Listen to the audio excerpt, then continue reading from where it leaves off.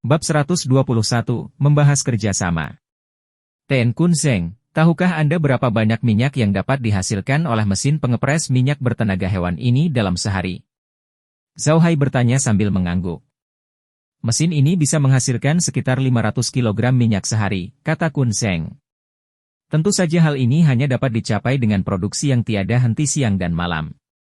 Zhao Hai mengangguk. Keluaran bahan bakarnya tidak sedikit. Saya bertanya-tanya berapa harga mesin pres minyak ini? Tidak terlalu mahal, kata Kun Zeng. 100 koin emas untuk satu. Fungsi utama dari alat pemeras minyak ini adalah untuk mengekstrak minyak buah, dan harga minyak buah sangat murah.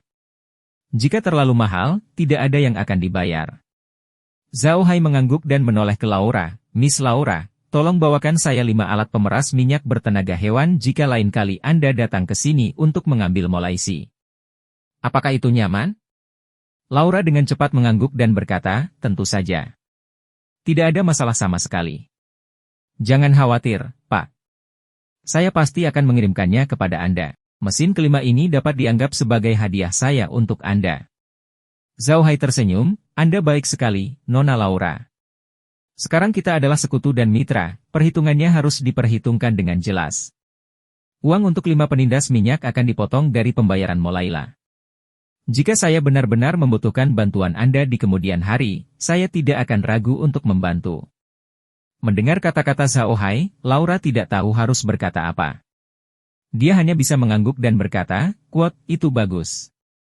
Jangan khawatir, Pak. Saya akan mengirimkan barang tepat waktu dalam 3 hari." Zhao Hai tersenyum dan berubah menjadi hijau, minta mereka menyiapkan beberapa ikan bungkuk untuk Nona Laura.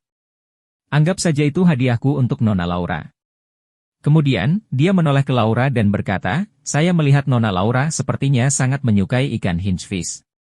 Ikan-ikan ini belum banyak yang sudah matang sepenuhnya. Saya bisa memberi beberapa pada Nona Laura. Saya harap Nona Laura tidak keberatan. Lola tidak menolak. Beberapa hingki tidak berarti banyak. Jika dia terlalu sopan, dia akan terlihat terlalu munafik. Dia tersenyum dan berkata, "Kuat, terima kasih Pak. Sejujurnya saya sangat suka makan ikan potong dadu pedas. Saya sungguh beruntung kali ini." Oh iya, Nona Laura, ada satu hal lagi yang ingin saya tanyakan kepada Anda. Saya ingin tahu apakah Anda memiliki pasar untuk mata bermata biru. Zhao Hai tersenyum. Laura tertegun sejenak, tapi dia langsung teringat bahwa Zhao Hai telah membeli 300 kelinci bermata biru beberapa waktu lalu. Sekarang dia bertanya, jelas dia ingin beternak kelinci. Namun, Laura belum benar-benar melakukan dengan mata biru.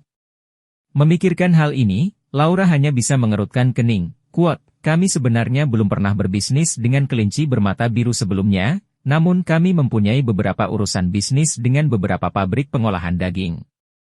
Saya dapat membantu Anda bertanya-tanya. Zhao Hai mengangguk dan berkata, kalau begitu aku harus merepotkanmu, Nona Laura. Saya akan mendirikan peternakan untuk memelihara beberapa hewan yang mampu dimakan oleh orang biasa, seperti kelinci bermata biru, babi berbulu panjang, ikan tak bersisik, dan sebagainya.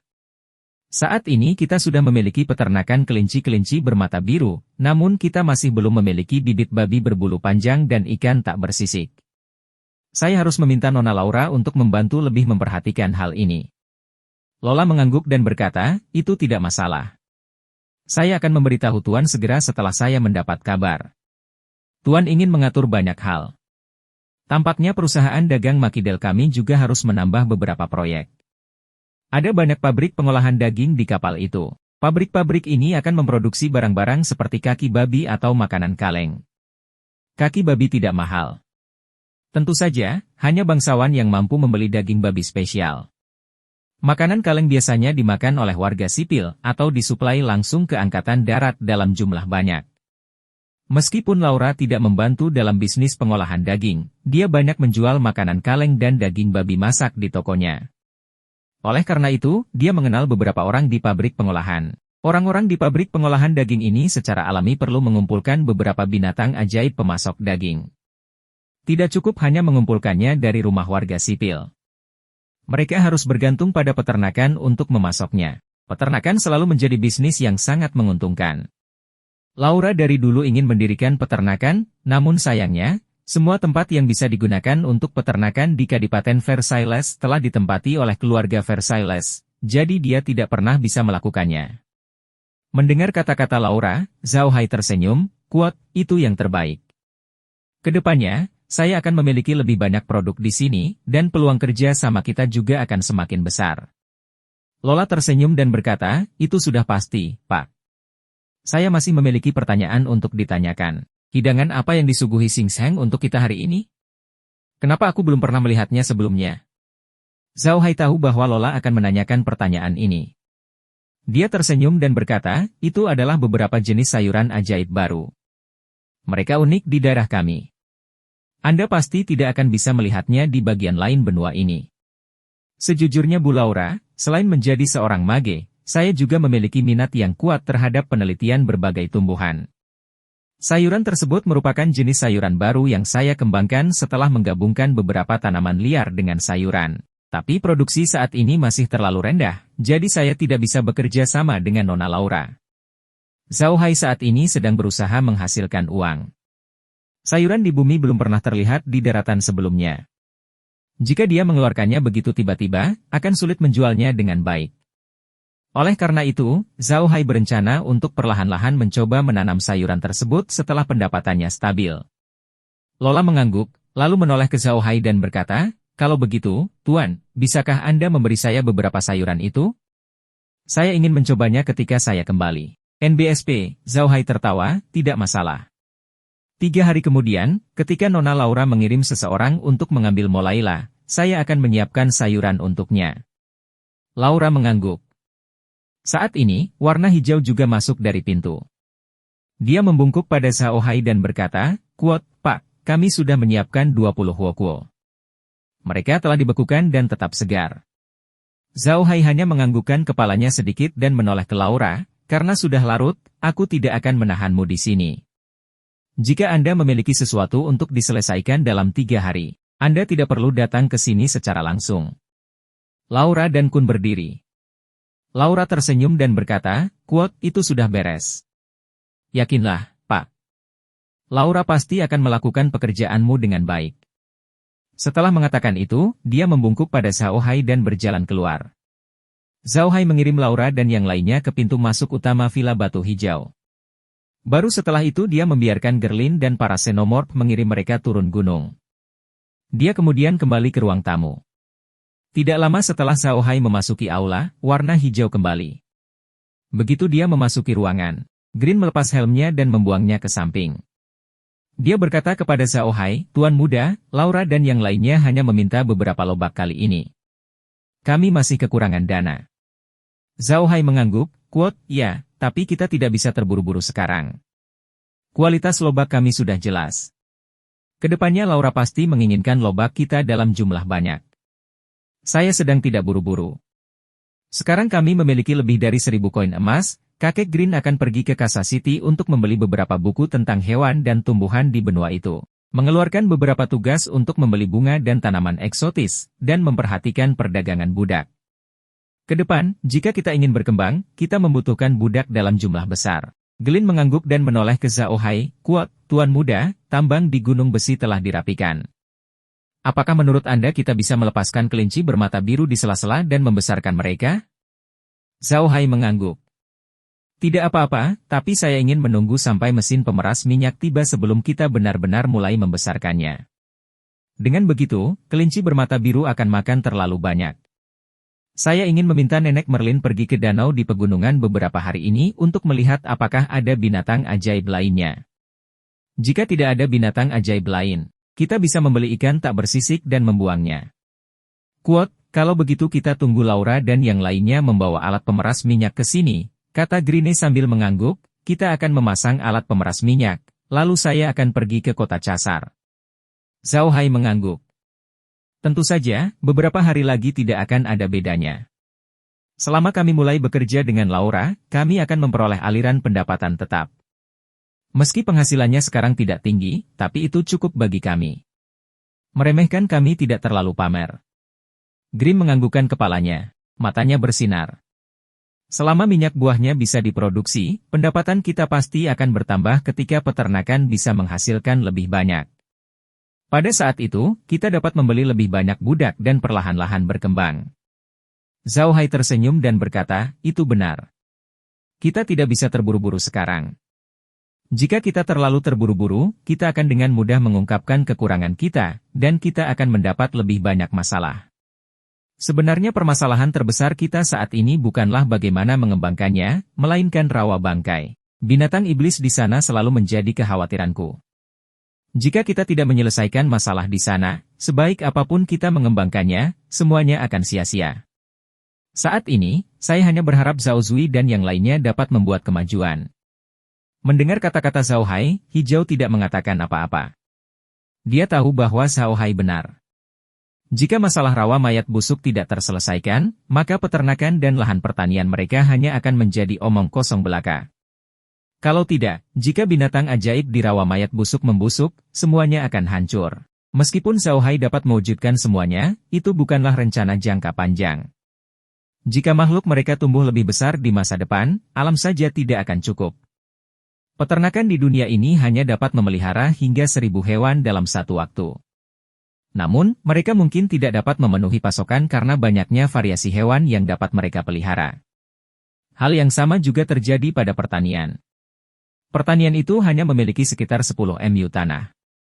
Jika hanya lobak, akan mudah untuk menyediakannya. Buah minyak juga tidak menjadi masalah. Namun, akan merepotkan jika ditambahkan tanaman lain.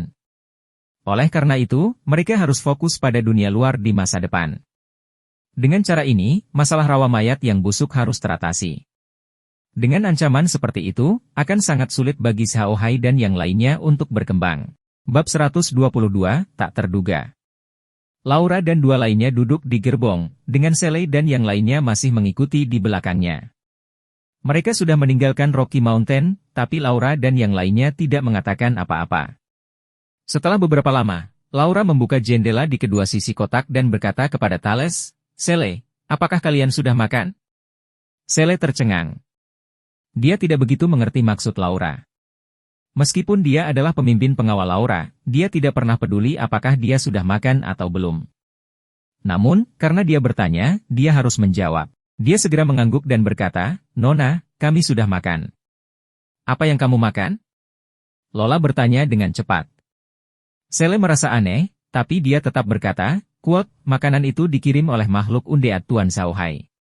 Ada roti pipih, daging kelinci, dan beberapa sayuran, tapi saya belum pernah melihatnya. Bagaimana rasanya? Laura bertanya. Sael mengangguk. Sangat lezat. Dan semua sayuran dan daging yang mereka kirimkan sepertinya merupakan sayuran ajaib. Kekuatan sihirnya sangat kuat, lebih kuat dari sayuran biasa. Salah satunya seperti hidangan dari lobak setan. Ini beberapa kali lebih kuat dari lobak setan di toko kami. Lola mengangguk dan menutup jendela. Dia menoleh untuk melihat Kun Zeng dan berkata, Kakek Kun Zeng, bagaimana ekosistemnya? Kun Zeng memandang Laura dan berkata, dia tidak terduga. Pasti ada kekuatan yang kuat di belakang Zhao Hai. Dia harus menjadi perwakilan dari kekuatan yang kuat ini. Namun, aku penasaran. Kekuatan di benua ini yang akan menggunakan metode ini untuk mendapatkan uang. Barang-barang yang diproduksi oleh kekuatan besar itu semuanya punya jaringan penjualannya masing-masing, jadi bukan giliran kita. Mungkinkah mereka secara khusus menargetkan kita? Kun Zeng segera mengakui dan menyangkal tuduhannya sendiri. Itu tidak mungkin. Saat ini, musuh kita paling banyak hanyalah beberapa pewaris keluarga Magadal, tapi kita tidak bisa dianggap sebagai musuh mereka yang sebenarnya. Bagaimanapun, situasi kita saat ini terlalu kecil. Kami tidak ada apa-apanya dibandingkan dengan anggota keluarga Magadal lainnya. Jadi kami tidak bisa dianggap sebagai ancaman bagi mereka. Mereka tidak mungkin mengirim orang untuk melakukan rencana jahat terhadap kita seperti ini. Selain itu, keluarga Magadal belum bisa mendapatkan Huokuoyu, sementara Zhao Hai memiliki jumlah yang banyak. Jelas sekali musuh kita tidak menariknya hanya untuk berduka dengan kita. Kita tidak sebanding dengan upaya musuh yang menghabiskan begitu banyak upaya untuk menyerang kita. Lola mengangguk dan berkata, itu benar. Dari perkataan Tuan Zhao Hai, kita dapat mengetahui bahwa dia memiliki wilayah yang luas. Wilayah ini dapat menghasilkan buah minyak dalam jumlah besar, dapat beternak ikan, dapat mendirikan peternakan, bahkan dapat menghasilkan ikan potong dadu. Saya benar-benar tidak dapat memikirkan orang lain di benua ini yang memiliki wilayah seperti itu. Kalaupun ada wilayah seperti itu, seharusnya sudah lama diduduki. Mengapa Zhao Hai ingin bekerja sama dengan kami? Kun Seng mengerutkan alisnya. Saya tidak yakin.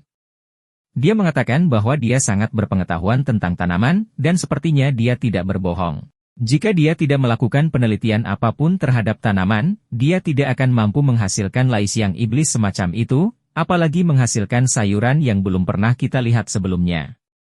Juga, apakah Anda memperhatikannya saat makan malam hari ini?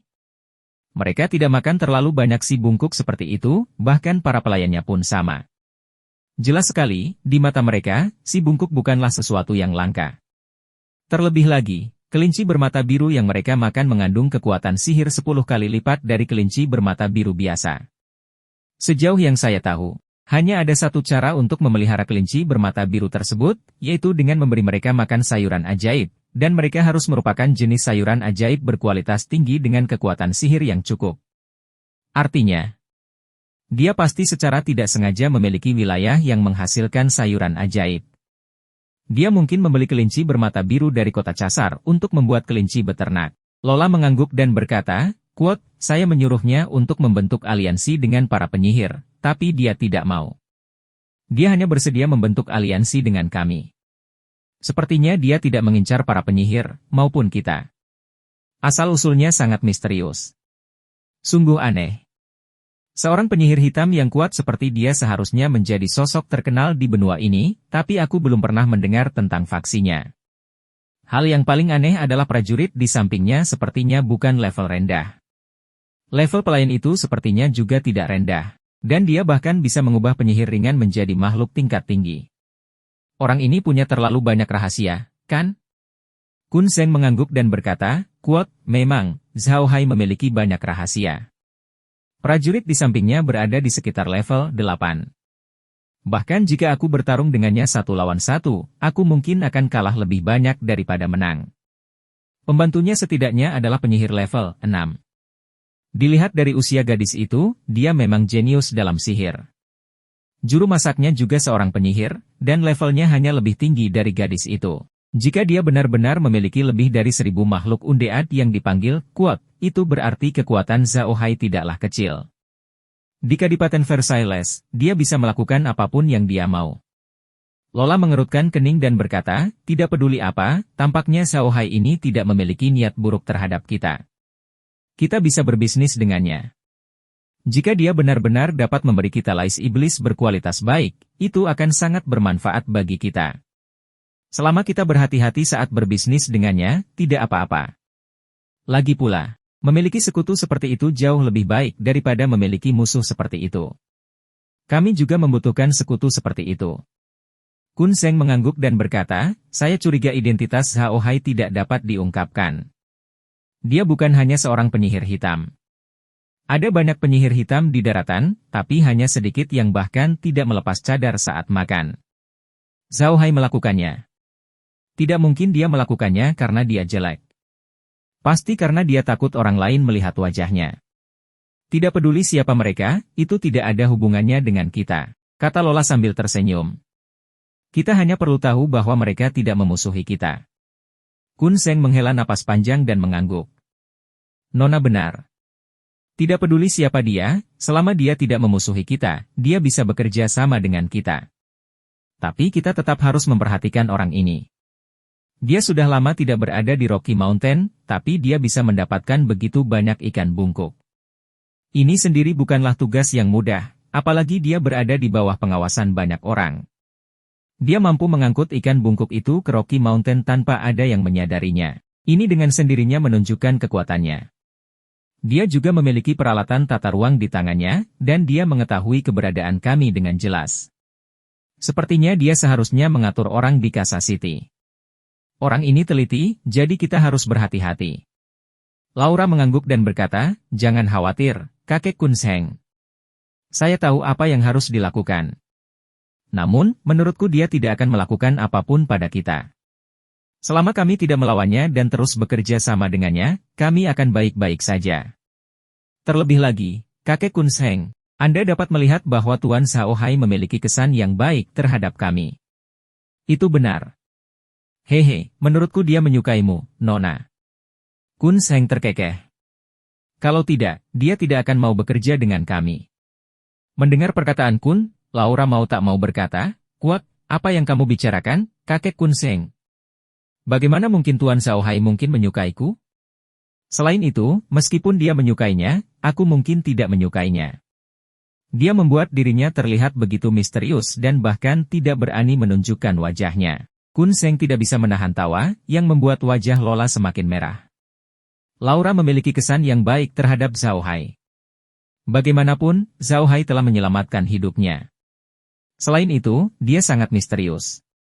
Oleh karena itu, selain berterima kasih padanya, Laura juga penasaran dengan dirinya. Ketika seorang wanita penasaran dengan seorang pria, dia takut dia tidak akan jauh dari jatuh cinta. Laura dan yang lainnya sudah memutuskan untuk bekerja sama dengan Xiaohai. Jika itu adalah patriark keluarga Magik Dare, dia tidak akan pernah bekerja sama dengan Xiaohai. Xiaohai memiliki terlalu banyak rahasia, dan rahasia berarti masalah. Selain itu, kekuatan yang ditunjukkan Xiaohai tidak lemah. Keluarga besar biasa tidak mau bekerja sama dengan orang seperti dia yang menyembunyikan kepala dan memperlihatkan ekornya. Mereka takut diperdaya. Namun, Laura tidak takut. Dia tidak memiliki apapun yang layak untuk diperdaya oleh orang-orang setingkat Xiaohai. Meskipun hal-hal yang ditampilkan Xiaohai semuanya berasal dari luar angkasa, Laura dan yang lainnya tidak mengetahui keberadaan ruang tersebut. Di mata mereka, apa yang ditunjukkan Xiaohai adalah kekuatannya, kekuatan yang tidak kalah dengan para penyihir. Dengan kekuatan seperti itu, dia tidak perlu bersekongkol melawan sosok kecil seperti dia.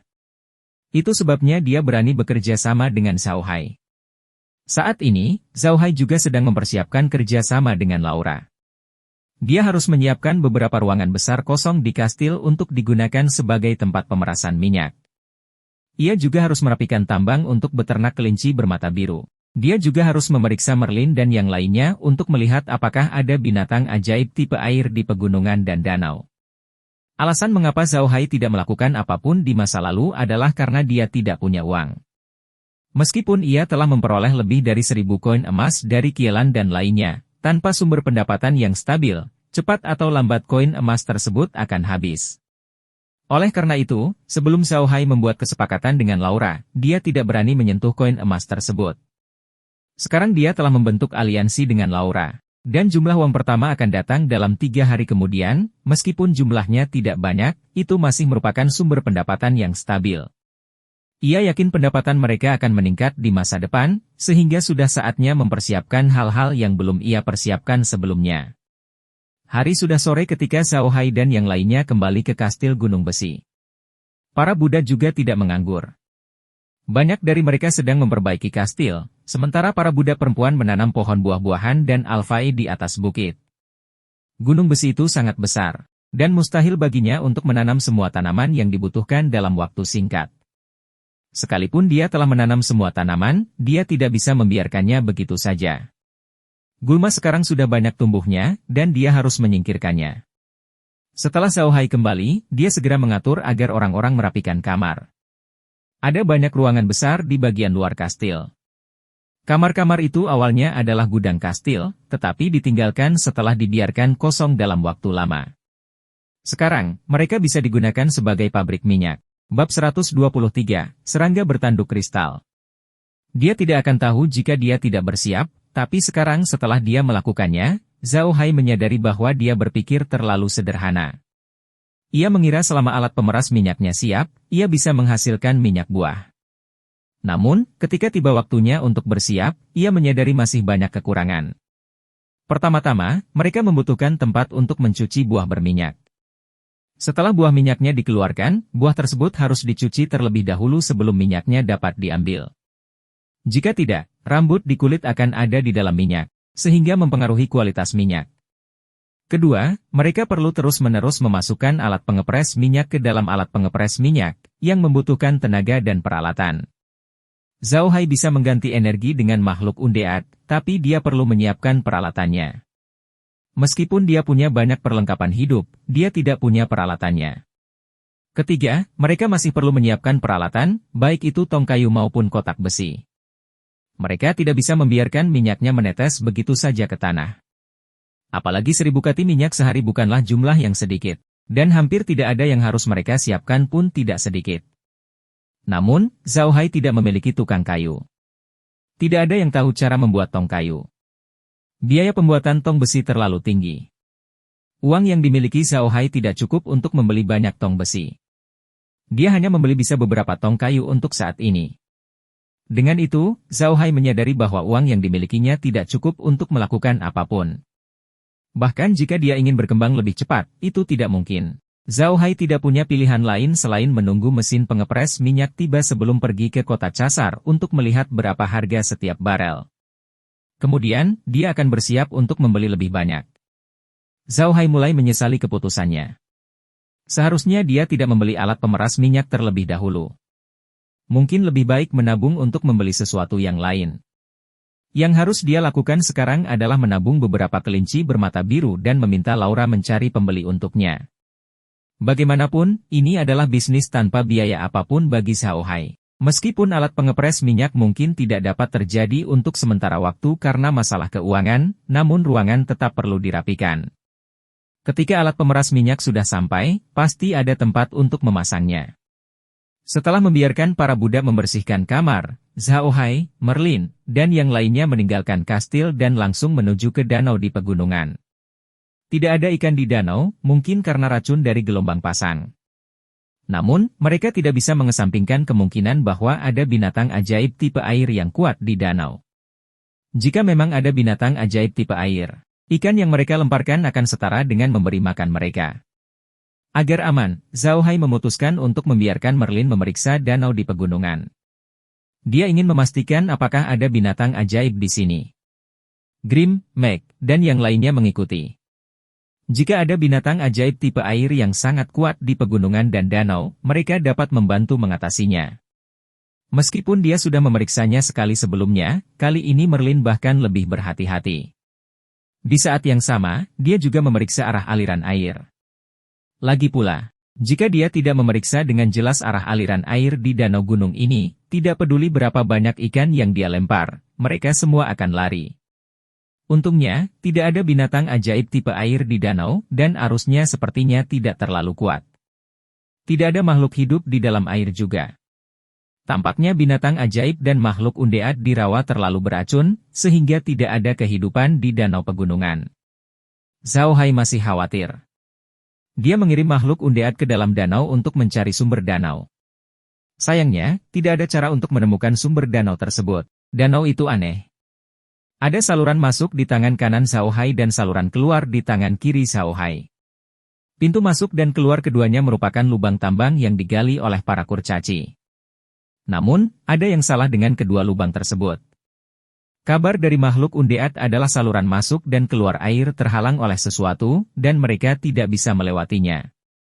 Ini mengejutkan Zhao Hai, jadi dia segera memasuki ruang angkasa dan menyalakan layar untuk melihat apa yang ada di bawah air.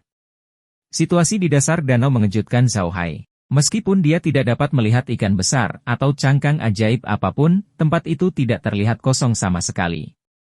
Ada banyak rumput air di dalam air. Yang terpenting, Zhao Hai benar-benar melihat sesuatu seperti karang di dalam air. Inilah yang mengejutkan Zhao Hai. Dia tidak mengerti kenapa ada benda mirip karang di dasar danau. Ia ingat karang biasanya hidup di laut, lalu kenapa ada di dasar danau? Sayangnya, jaraknya terlalu jauh dari saluran masuk dan saluran keluar, sehingga ia tidak bisa melihat apa yang menghalangi air. Zhao Hai tidak punya pilihan selain memanggil kembali makhluk undead yang dia kirim ke dalam air. Kemudian, dia memberikan tongkat itu kepada makhluk undead tersebut dan memintanya untuk membawa tongkat itu ke saluran masuk dan keluar air. Faktanya, Zhao Hai sudah memiliki jawaban di dalam hatinya. Pintu masuk dan keluar danau kemungkinan besar terhalang oleh karang. Jika itu masalahnya, dia tidak perlu khawatir tentang apapun. Dia hanya bisa beternak ikan di danau. Merlin juga menonton layar bersama Zhao Hai. Segera, makhluk undead itu mencapai pintu masuk danau. Pintu masuknya sangat besar, tingginya lebih dari 10 meter dan lebarnya lebih dari 20 meter. Namun, itu terhalang sepenuhnya oleh sesuatu yang tampak seperti karang. Warnanya biru dan tampak seperti kristal biru di dalam air. Itu sangat indah. Ketika Merlin melihat ini, dia mengangguk dan berkata, "Kuat, jadi itu serangga tanduk kristal." Benar, hanya hal semacam ini yang bisa disembunyikan dari pendeteksianku. Hanya dengan begitu mereka dapat bertahan hidup di tempat ini. Hah? Zhao Hai memandang Merlin dengan bingung dan bertanya, "Nenek Merlin, apa itu serangga tanduk kristal?" Merlin tersenyum dan berkata, "Kuat, serangga tanduk kristal ini adalah makhluk air yang sangat istimewa. Mereka sangat kecil, dan sihir pendeteksi biasa tidak dapat mendeteksinya sama sekali. Serangga ini tidak memiliki kekuatan serangan apapun, dan tidak ada yang tahu bagaimana mereka bertahan hidup di dalam air. Mereka hanya tahu bahwa benda-benda ini dapat mengeluarkan sejenis kristal ajaib. Kristal ini sangat keras, dan bahkan prajurit kelas 5 pun tidak dapat melukai mereka dengan pedang. Yang terpenting, bak ini dapat beradaptasi dengan lingkungan apapun. Selama airnya mengalir, setelah mencapai kedalaman tertentu, mereka dapat bertahan hidup dan perlahan membentuk kristal biru yang terlihat seperti tanduk rusa. Serangga ini tidak takut dengan racun, jadi beberapa alkemis akan mengumpulkan serangga ini untuk membuat penawarnya. Setelah mendengar apa yang dia katakan, Zhao Hai akhirnya mengerti. Serangga tanduk kristal itu seperti cacing karang yang berevolusi. Mereka dapat bertahan hidup di lingkungan air manapun, dan mereka tidak takut terhadap racun. Pantas saja ada begitu banyak benda mirip karang di danau, meski tidak ada binatang ajaib tipe air. Zhao Hai melihat benda-benda seperti karang yang dibuat oleh serangga tanduk kristal dan mengangguk, "Itu bagus. Kita bisa memelihara ikan di danau sekarang." Merlin tersenyum dan berkata, "Kuat, tidak hanya itu. Kristal yang dibentuk oleh serangga tanduk kristal tidak terlalu berguna, tetapi sangat indah. Kebanyakan bangsawan menyukai benda-benda ini dan suka menaruhnya di rumah mereka. Selama mereka meletakkan kristal ini di kamar mereka, mereka dapat mencegah beberapa serangan sihir racun. Bahkan jika seseorang ingin meracuni Anda juga dapat mengetahui bahwa kristal ini memiliki keistimewaan.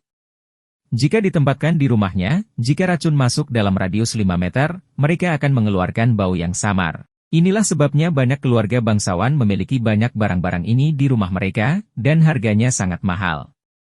Ada banyak kristal biru di danau ini, dan jika tuan muda menggalinya, dia bisa menjualnya dengan harga yang banyak." "Lupakan saja," kata Zhao Hai sambil tersenyum, "biarkan mereka tinggal di danau. Dengan begitu, danau akan terlihat lebih indah. Tidak perlu terburu-buru untuk menggalinya. Bukannya benda ini bisa lari." Merlin tidak keberatan. Faktanya, dia tahu bahwa ada manfaat lain dari cacing tanduk kristal. Jika tempat yang terdapat cacing tanduk kristal tersebut digunakan untuk memelihara ikan, maka ikan tersebut akan jarang sakit dan memiliki tingkat kelangsungan hidup yang tinggi. Namun, dia tahu bahwa dia tidak perlu memberitahu Zhao Hai tentang hal ini.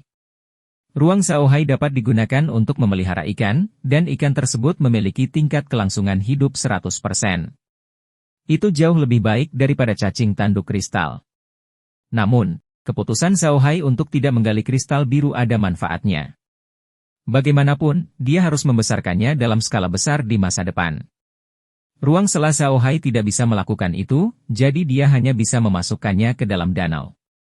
Dengan hal-hal ini, akan baik untuk ikan. Setelah melihat tempat itu, Zhao Hai merasa lega. Selama mereka bisa mendapatkan ikan bersisik muda, peternakan ikan mereka akan didirikan. Kembali ke kastil, beberapa gudang besar sudah disiapkan. Zhao Hai dan Green memandang mereka dan merasa bahwa mereka tidak buruk. Jadi mereka kembali ke ruang asal. Dalam 3 hari berikutnya, Zhao Hai tinggal di Villa Batu Hijau dan menunggu Laura mengirim seseorang untuk mengambil lobak. Dia telah menanam lobak di ruang asal dan memanen lobak 9 musim.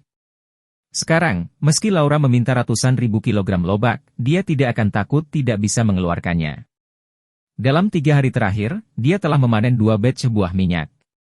Sekarang, dia memiliki banyak buah minyak di tangannya, hampir 10 juta kati. Ini adalah buah minyak ketiga yang dia tanam. Buah minyak yang dipanennya kali ini merupakan musim pertama gelombang ketiga. Selain buah minyak, Zhao Hai juga telah mengumpulkan 1000 kelinci dewasa dan 70.000 kelinci kecil dalam 3 hari terakhir. Namun, dia tidak mengumpulkan kuda bertanduk sisik tersebut. Sebaliknya, dia memelihara kelinci di seluruh peternakan. Dari sudut pandang Zhao Hai, kuda bersisik bertanduk saat ini tidak ada nilainya. Bahkan pabrik pengolahan daging biasa pun tidak akan menerima kuda bersisik bertanduk karena dagingnya sangat kental dan tidak enak. Tentara juga tidak menginginkan kuda bersisik bertanduk tersebut karena hanya dapat digunakan untuk membawa barang dan bukan sebagai tunggangan untuk kavaleri. Ini akan bagus untuk bertani, tapi Zhao Hai tidak punya banyak lahan untuk bertani, jadi dia tidak membutuhkan kuda. Dalam 3 hari berikutnya, Zhao Hai hampir selesai merenovasi tanah di lembah. Setelah itu, ia akan langsung menugaskan beberapa budak di sana untuk membangun desa kecil agar desa tersebut mandiri. Bab 124, Mesin Pemeras Minyak. Ngarai selalu berada di bawah pengawasan Zhao Hai. Dia telah menentukan bahwa itu adalah pangkalan paling stabil selain ruang angkasa. Medan Ngarai sisinya sangat tersembunyi, dan pegunungan di semua menghalangi angin dingin. Airnya tidak sulit, dan ada 2 jalan yang menghubungkan dunia luar, udara dan darat. Bisa dikatakan sangat nyaman dan lebih cocok untuk ditinggali manusia. Zhao Hai percaya bahwa dia akan memiliki lebih banyak bawahan di masa depan. Mengingat besarnya hutan belantara Blackyard, selama dia memiliki kekuatan, dia pasti bisa membangun pangkat seorang duk kecil di sini. Tentu saja, dengan lebih banyak orang, tidak semuanya bisa tinggal di kastil Gunung Besi. Orang-orang itu harus dipecah untuk membangun desa. Namun, sebelum dia memiliki kekuatan untuk membangun sebuah negara, Zhao Hai hanya bisa membangun sebuah desa kecil di Ngarai sebagai ujian. Ia ingin melihat apakah ada permasalahan yang perlu diperbaiki untuk memudahkannya membangun desa yang lebih besar di masa depan. Namun lahan di Ngarai tersebut belum sepenuhnya diperbaiki sehingga belum waktunya membangun desa. Zhao Hai hanya memikirkan ide ini. 3 hari berlalu dengan cepat. Zhao Hai dan yang lainnya hampir menyelesaikan persiapan mereka. Sekarang, mereka tinggal menunggu Laura dan yang lainnya mengirimkan alat pengepres minyak, dan kemudian mereka bisa mengirim bahan bakar hijau ke kota Casar. Sore hari ketiga, karavan keluarga Makadel tiba di kaki pegunungan Rocky. Kali ini, Laura tidak muncul, dan masih hijau siapa yang melakukannya. Mereka tidak membiarkan keluarga Macedel naik ke Rocky Mountain, melainkan mengikat 5 gerbong yang awalnya dibeli oleh Grimm, dan mengirim lobak turun gunung. Setelah itu, mereka menarik alat pemeras minyak yang dibelikan Laura untuk mereka. Selain 5 pabrik minyak, para penyihir juga memberi Grimm 200 koin emas dan 1 set buku. Kumpulan buku ini adalah kumpulan hewan dan tumbuhan di benua yang ditulis oleh seorang alkemis di benua tersebut. Kumpulan buku ini adalah hadiah dari Laura untuk Zhao Hai. Terakhir kali, Zhao Hai memberitahu Laura bahwa dia telah melakukan penelitian pada tanaman dan berencana membuka pertanian. Laura ingin membentuk aliansi dengan Zhao Hai, jadi dia tidak akan melepaskan kesempatan seperti itu. Jadi, dia membeli buku-buku itu dan memberikannya kepada Zhao Hai. Kumpulan buku ini jarang ditemukan di benua ini. Untuk menulis buku ini, The Alchemist menghabiskan 20 jam mengumpulkan informasi tentang tumbuhan dan hewan di benua itu. Dia juga mengunjungi banyak alkemis dan alkemis. Pada akhirnya, ia pergi ke banyak tempat untuk mempelajari tumbuhan dan hewan sebelum akhirnya menulis kumpulan buku ini. Karena kumpulan buku ini bukanlah buku ajaib, salinannya tidak banyak. Biasanya, hanya alkemis atau alkemis yang memiliki 1 set. Selain memberi para penyihir 10.000 jin lobak, Zhao Hai juga memberi mereka 110 hinyu. Ini semua dijanjikan kepada Laura oleh Zhao Hai. 10 hinyu tambahan adalah hadiah Zhao Hai untuk Laura. Alat pemeras minyak yang dikirim Laura ke Zhao Hai tidak terlalu besar. Hanya butuh 5 gerbong untuk memuat 5 mesin pres minyak teratas. Ketika mereka kembali, mereka bisa memuat lobak. Tidak perlu banyak usaha bagi Green untuk membawa kelima mesin itu ke atas gunung. Dia tidak menurunkan mobilnya, tetapi meminta Zhao Hai menyimpan gerbongnya di tempatnya. Kemunculan alat pengepres minyak di luar dugaan Zhao Hai. Ada instruksi manual untuk memandu Anda tentang cara mengatur alat pemeras minyak. Zhao Hai bingung. Dia tidak dapat memahami apa yang sedang terjadi di benua Bahtera. Tidak ada sains di sini, karena keterampilan alkimia dan alkimia mereka ada hubungannya dengan sains. Tidak ada peradaban mesin di sini, tetapi alat pengepres minyak seperti ini, dengan desain yang canggih, tidak dapat dianggap sebagai tempat tanpa ilmu pengetahuan. Ada juga sihir dan energi pertempuran yang tidak dapat ditemukan di bumi. Zhao Hai kehilangan kata-kata. Setelah menerima mesin pengepres minyak dan 200 koin emas, Zhao Hai dan yang lainnya pergi ke kastil gunung besi dan memasang mesin pengepres minyak di gudang yang telah dirapikan. Desain alat pemeras minyak cukup bagus. Tingginya lebih dari 3 meter, dan di atasnya ada tong muatan besar.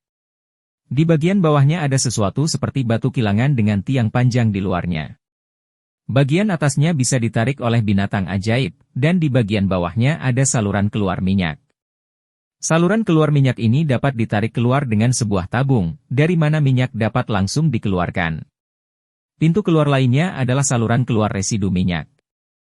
Kelihatannya sangat sederhana, tetapi keseluruhan mesin mencakup lebih dari 20 meter persegi. Memang tidak kecil, tapi alat pengepres minyak itu bisa dibongkar menjadi beberapa bagian. Jika tidak, kereta tidak akan mampu memuatnya. Zhao Hai melihatnya. Tempat makan terlalu tinggi dari permukaan tanah. Jika dia ingin menambahkan bahan, hanya ada 2 cara. Salah satunya dengan meletakkan beberapa papan di samping feeding port hingga membentuk kemiringan sehingga ia bisa langsung mendorong gerobak ke feeding port untuk menambah bahan. Cara lainnya adalah dengan menggunakan ban berjalan. Belt conveyor adalah metode yang relatif mudah. Anda bisa langsung meletakkan terpal pada ban berjalan di bawah dan kemudian mengirimkannya ke tempat pengisian ulang. Mesin pengepres minyak tidak memiliki ban berjalan, mungkin karena tidak ada seorang pun di benua ini yang menggunakannya. Zhao Hai pernah melihatnya digunakan di beberapa gudang gandum di bumi, jadi dia memikirkannya. Metode pemasangan papan sudah umum digunakan di benua ini. Beberapa orang langsung menggali lubang besar di tanah dan memasukkan alat pemeras minyak ke dalam lubang tersebut. Dengan cara ini, mereka bisa memberi makan minyak di bumi. Namun, setelah minyak habis, mereka harus mengangkut barel minyak dari lubang tersebut. Zhao Hai tidak ingin menggunakan metode ini karena tidak mudah menggali lubang di kastil. Dasar kastil terbuat dari batu. Jika dia melakukan itu, dia mungkin harus merobohkan rumahnya. Zhao Hai masih ingin membuat ban berjalan. Membuat ban berjalan tidaklah sulit, dan tenaga yang dibutuhkan bisa langsung didapat dari alat pemeras minyak. Namun, hal itu memerlukan beberapa modifikasi. Untungnya, seluruh badan alat pengepres minyak itu terbuat dari logam. Jika ingin memodifikasinya, ia hanya perlu menambahkan beberapa bagian logam ke dalamnya. Namun, ada masalah. Di antara kelompok Zhao Hai, tidak ada satupun pandai besi. Jika dia benar-benar ingin membuat ban berjalan, dia harus mencari pandai besi, dan pandai besi itu tidak boleh terlalu lemah. Zhao Hai baru mengetahuinya setelah bertanya pada Green dan yang lainnya. Meskipun ada banyak mesin di benua ini yang dapat ditenagai oleh kristal ajaib, mesin sederhana seperti ini yang hanya dapat mengekstrak minyak buah tidak layak menggunakan kristal ajaib sebagai tenaganya. Dia takut uang yang diperolehnya dari menjual minyak tidak akan cukup untuk membeli kristal ajaib. Oleh karena itu, mesin ini umumnya dirancang untuk tenaga air, angin, atau hewan. Karena tidak ada cara untuk membuat ban berjalan, mereka hanya dapat membuat papan. Untungnya, mereka sekarang tidak kekurangan papan, tetapi mereka tidak memiliki gerobak untuk mengangkut buah minyak, atau tong kayu. Mereka harus meminta Green pergi ke kota Kasa untuk membelinya. Green menyadari situasi tersebut dan segera berangkat ke kota Kasa. Zhao Hai berada di kastil Gunung Besi, menyiapkan papan untuk pemeras minyak dan menyiapkan tempat untuk mencuci buah-buahan. Untungnya, pasokan air di kota ini sangat mudah. Zhao Hai menyuruh An membangun kolam batu besar di luar tempat pemerasan minyak untuk mencuci buah-buahan. Kemudian, dia akan membawa buah-buahan tersebut ke dalam rumah dan mengirimkannya ke tempat pemerasan minyak melalui papan. Air di kolam terus mengalir, sehingga tidak perlu mengganti air. Jika bulu halus pada buah minyak mengalir ke parit, bisa juga menjadi makanan ikan. Namun, Zhao Hai melakukan beberapa perhitungan. Satu alat pemeras minyak memerlukan setidaknya 1 orang untuk memberi makan dan 1 orang untuk melihat minyak dan residunya. Jika orang yang mencuci minyak dimasukkan, setidaknya dibutuhkan 4 orang. 5 mesin pengepres minyak membutuhkan setidaknya 20 orang untuk menyelesaikannya. Zhao Hai tidak khawatir tentang tenaga kerja. Dia tidak ingin menggunakan budaknya untuk bekerja di alat pemeras minyak seperti itu, karena membutuhkan waktu 24 jam. Jika dia menggunakan semua budak, setidaknya dibutuhkan 3 shift. Dengan kata lain, jika dia menggunakan budak, dia membutuhkan setidaknya 60 orang untuk memastikan pengoperasian mesin pengepres minyak normal. Zhao Hai hanya memiliki lebih dari 100 orang saat ini, jadi jelas tidak mungkin untuk memindahkan 60 orang ke mesin pengepres minyak ini. Oleh karena itu, Zhao Hai memutuskan untuk menggunakan makhluk undead untuk membangun mesin pengepres minyak. 20 makhluk undead humanoid akan bertanggung jawab untuk menambahkan bahan dan mengekstraksi minyak. Namun, Zhao Hai ingin menggunakan kuda bertanduk untuk menarik kekuatan hewan. Bukan karena Zhao Hai tidak ingin menggunakan makhluk undead lain untuk menggantikan kutub rusa, tapi dia tidak memiliki makhluk yang cocok. Makhluk undead yang dia kumpulkan terakhir kali semuanya berasal dari rawa bangkai. Mereka sangat besar dan tidak cocok untuk menarik sesuatu. Tenaga yang diperlukan untuk mendorong alat pemeras minyak tidak perlu terlalu kuat, namun harus stabil. Makhluk sebesar alien tidak akan mampu menarik manusia.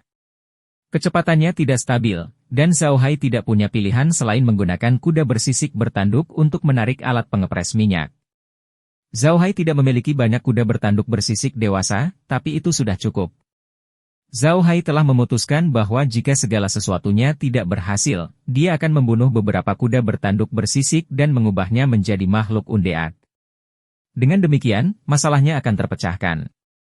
Semuanya sudah siap untuk pihak Zhao Hai. Mereka hanya perlu menunggu waktu hijau untuk membeli semua barang yang mereka perlukan sebelum mereka dapat mulai bekerja.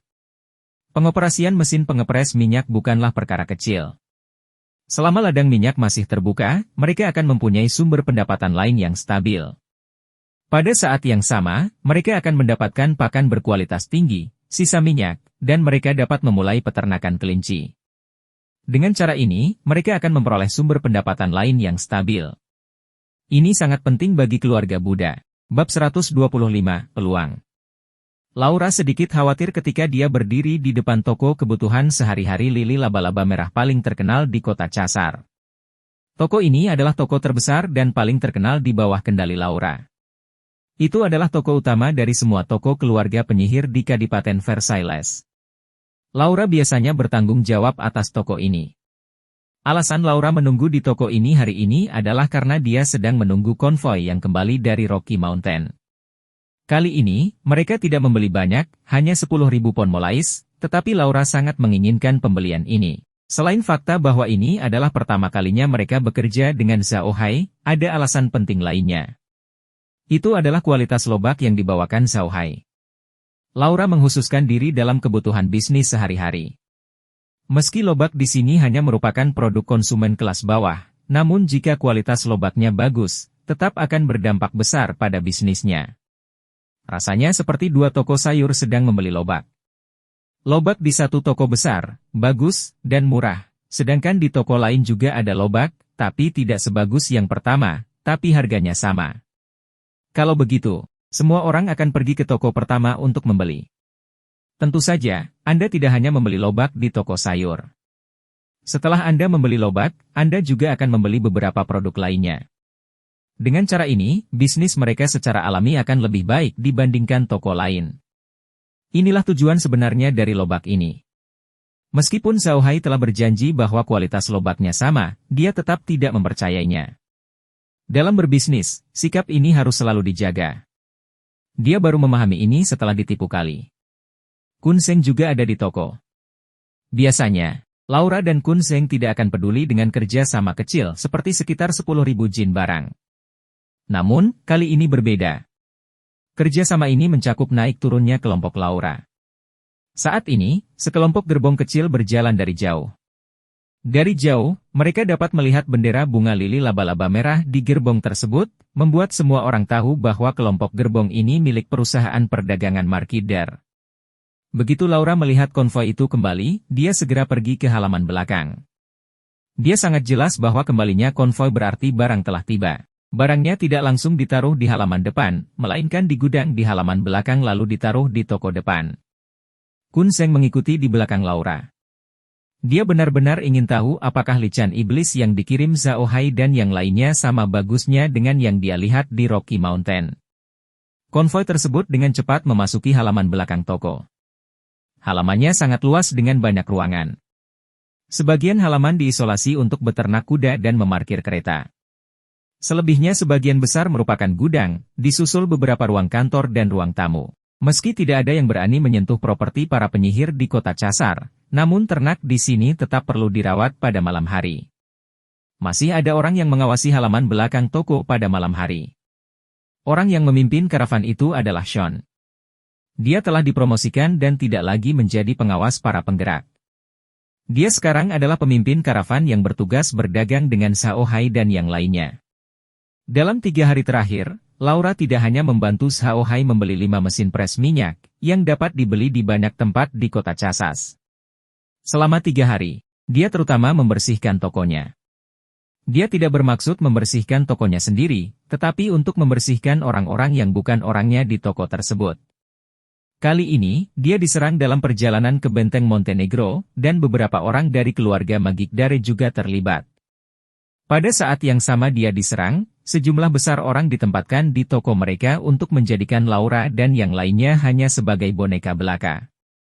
Namun, Laura bukanlah orang yang bisa dianggap enteng. Kali ini, dia tidak berencana mengambil tindakan secepat itu setelah kembali. Sebaliknya, dia bersiap untuk bertarung dengan orang-orang itu. Namun, setelah bertemu Xiaohai dan membentuk aliansi dengannya, Laura tidak lagi berminat untuk bertarung dengan orang-orang itu. Jika Xiaohai mengetahui bahwa situasi internal tokonya masih tidak stabil, hal itu mungkin mempengaruhi tekadnya untuk bekerja sama dengannya. Oleh karena itu, ketika Laura kembali, dia menggunakan 3 hari untuk membersihkan semua orang yang dikirim oleh kekuatan lain dari keluarga Magadal. Ia juga menempatkan beberapa bawahan kepercayaannya pada posisi penting. Sean selalu setia pada Laura. Selain itu, dia telah melakukan kontak dengan Xiaohai sebelumnya. Oleh karena itu, Laura mempromosikannya ke posisi kapten tim. Meskipun pemimpin konvoi dan pemimpin kuli angkut sama-sama pemimpin, dan pemimpin konvoi harus bekerja lebih keras karena harus mengirimkan barang sepanjang tahun, perlakuan terhadap pemimpin konvoi jauh lebih baik daripada perlakuan terhadap pemimpin konvoi. Pemimpin para kuli. Sean tahu bahwa Laura sangat mementingkan kerja sama dengan Xiaohai. Namun, dia tidak menyangka dia akan begitu serius. Laura dan Kun Seng sebenarnya sedang menunggu mereka di halaman. Sean dengan cepat menghampiri Laura dan memberi hormat, salam untuk nona muda dan ketua. Laura hanya mengangguk sedikit dan berjalan cepat menuju kereta. Kereta itu sendiri memiliki sebuah kotak kayu, yang tingginya lebih dari 1 meter dan dapat menampung banyak barang. Kotak itu ditutup dengan kain kasar, dan di luar kain kasar itu ditutup dengan hati-hati dengan tali. Sean melihat tindakan Laura dan segera berjalan ke depan gerbong. Dia melepaskan ikatan tali dan mengangkat kain kasar itu. Kemudian, Laura menjulurkan kepalanya dan melihat ke dalam kereta. Batangnya ditutupi lapisan ilalang, dan di atas ilalang tersebut terdapat lobak putih yang lembut. Lobak-lobak ini disusun dengan hati-hati dalam barisan, tidak berantakan sama sekali. Laura mengulurkan tangan dan mengeluarkan lobak putih. Lobak ini tidak berbeda dengan lobak putih yang dilihatnya di Villa Batu Hijau hari itu. Meski tekstur lobaknya mungkin sedikit berbeda, ukuran lobaknya hampir sama. Ia tidak memiliki mata serangga, dan kulitnya halus serta lembut. Sekali melihat dan orang akan tahu bahwa itu adalah produk bagus dan berkualitas tinggi. Laura meletakkan lobak dan mengambil lobak lainnya. Hasilnya sama. Dia menimbangnya dengan tangannya dan menemukan bahwa kedua lobak putih itu beratnya hampir sama. Laura menoleh ke Sean dan berkata, apakah kamu sudah melihat semua Delainus? Semuanya memiliki kualitas seperti ini? Xiao En dengan cepat mengangguk. Ya, saya telah melihat semua iblis Laigu. Semuanya memiliki kualitas yang sama, dan bobotnya hampir sama. Ini adalah iblis Laigu terbaik yang pernah saya lihat selama bertahun-tahun. Laura berbalik dan melihat ke arah Kun Seng. Keduanya kaget. Molais tidak mahal. Oleh karena itu, mereka tidak memiliki persyaratan ketat mengenai kualitas molais. Di beberapa kawasan produksi molais besar, mereka mengumpulkan molais di lahan dan langsung membelinya ke pedagang seperti Laura dan lainnya. Mereka tidak akan memilih molais yang buruk. Lais iblis yang mereka jual bervariasi dalam ukuran dan bentuk. Beberapa yang jelek akan dijual dengan harga murah. Banyak rakyat jelata dengan penghasilan bagus akan membeli lais iblis yang kondisinya tidak bagus untuk dimakan. Lais iblis yang diberikan Xiaohai kepada mereka memiliki kualitas yang relatif baik. Hanya ada satu penjelasan untuk ini. Xiaohai dan yang lainnya sudah memilih yang buruk. Kenapa dia melakukan itu? Melakukan hal itu akan menyebabkan dia kehilangan banyak molaigu, dan harga molaigu mereka tidak lebih mahal dari yang lain. Mungkinkah molaigu mereka memiliki kualitas seperti ini? Ini tidak mungkin. Bahkan mereka yang mempelajari tumbuhan tidak dapat menjamin bahwa tanaman yang mereka tanam akan terlihat seperti ini. Laura benar. Segala sesuatu yang ditanam Xiaohai adalah seperti ini. Segala sesuatu di ruang itu telah didigitalkan. Benda-benda digital ini hampir semuanya dibuat dari cetakan yang sama. Tidak mungkin bagi mereka untuk memiliki segala macam hal seperti tanah biasa. Laura memasukkan kembali lobak putih ke dalam mobil dan menoleh ke Sean. Segera simpan molaigu ini di gudang dan jual besok. Tempatkan secara terpisah dari molaigu lainnya dan lihat bagaimana penjualannya. Ya Pak. Sean merespons dan segera memerintahkan anak buahnya untuk menurunkan truk. Sementara itu, Laura dan Kun kembali ke kantor Laura di halaman belakang. Begitu mereka memasuki kantor, Lola langsung berkata pada Kun, "Kakek Kun Seng, bagaimana menurutmu?" Setelah Kun Seng duduk, dia tersenyum dan berkata, "Quote, tampaknya Xiaohai sangat tulus bekerja sama dengan kami. Dia harus memiliki sebidang tanah berkualitas baik di belakangnya. Luas tanah ini tidaklah kecil, dan dapat menghasilkan lais iblis berkualitas tinggi." Lola mengerutkan kening, tapi betapapun bagusnya tanahnya, tidak mungkin setiap lais yang iblis memiliki kualitas sebaik itu. Jika dia memilih yang buruk terlebih dahulu, bukankah kerugiannya akan terlalu besar? Kun Seng tersenyum dan berkata, "Itulah mengapa saya mengatakan bahwa dia tulus bekerja sama dengan kami. Sepertinya dia ingin membangun efek merek. Dia telah memilih semua molaigu yang buruk dan mengirimkan semua yang baik kepada kami. Tentu saja, kami akan mengumpulkan molaigu yang bagus ini dan menjualnya. Lambat laun, orang hanya akan mengenali molaigu jenis ini. Hehe, begitulah cara berbisnis." Mendengar perkataan Kun, Laura terkejut. Lalu, matanya berbinar. Apakah itu berarti kita bisa menjalin kerja sama jangka panjang dengan mereka? Jika dia bisa memberi kita tulang belakang iblis berkualitas ini dalam jumlah besar, maka toko kita akan bisa terkenal di benua ini. Kun Seng tersenyum, "Itu benar. Ini jelas merupakan peluang bagi kami. Jika Xiaohai dapat memberi kita lais iblis dalam jumlah besar, saya yakin tidak akan butuh waktu lama bagi pasar kebutuhan sehari-hari di Kadipaten Fansel untuk menjadi milik kita." Laura berdiri dengan penuh semangat. Meski bisnis mereka di Kadipaten Versailles cukup baik, ada beberapa perusahaan dagang besar lainnya di benua itu yang memiliki cabang keluarga sendiri di Kadipaten Versailles. Persaingan di antara mereka masih sangat sengit.